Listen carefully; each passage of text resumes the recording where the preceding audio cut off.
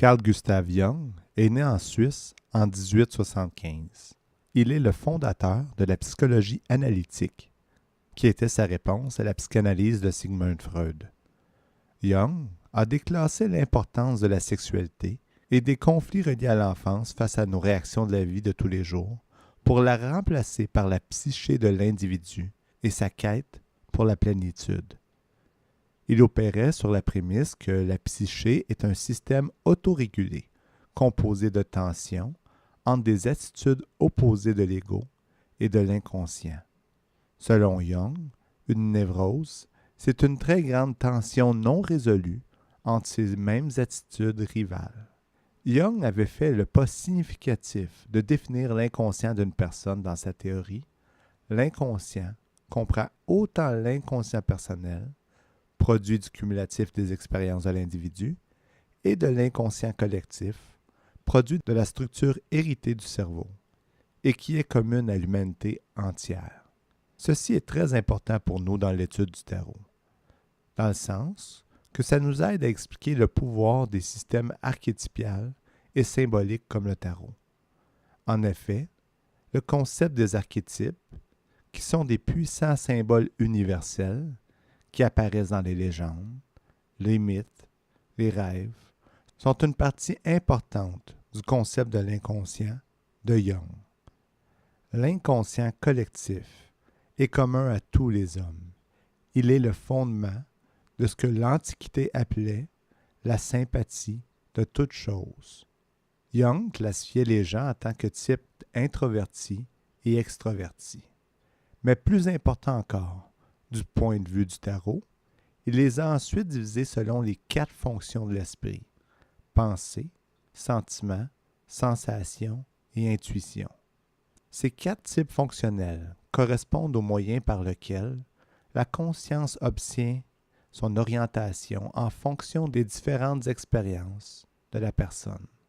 Sensation, voulant dire perception par le sens, nous dit que quelque chose existe. Pensée nous dit qu'est-ce que cette chose, ce que cette chose est. Le sentiment nous dit si c'est agréable ou pas. Et l'intuition nous dit quand cette chose vient et où elle s'en va.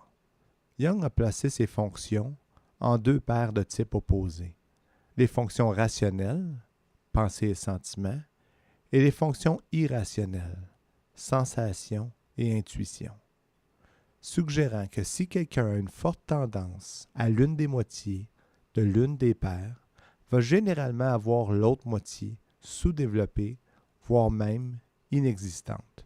La fonction dont un individu est le plus conscient s'appelle la fonction principale, et la fonction de la paire restante, dont l'individu est le plus conscient, s'appelle la fonction auxiliaire.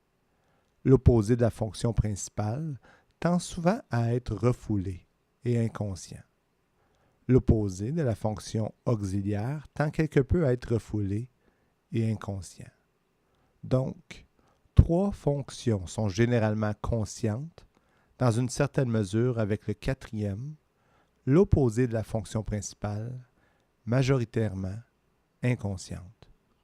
Les fonctions les plus faibles exigent d'être développées et renforcées pour qu'une personne devienne entière. Jung le disait ainsi: pour une orientation complète, les 4 fonctions devraient contribuer de façon égale. Donc voici de quoi a l'air les 4 fonctions de l'ego dans le tarot.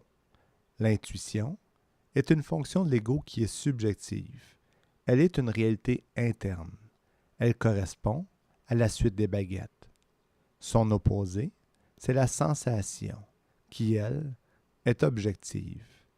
Elle est une réalité externe et elle correspond à la suite des pentacles. La pensée est une fonction de l'ego qui a lien avec le raisonnement, ce qui représente l'intellect et le détachement. Elle correspond à la suite des épées.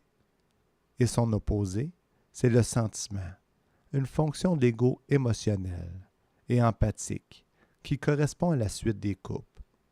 Donc, pourquoi c'est important?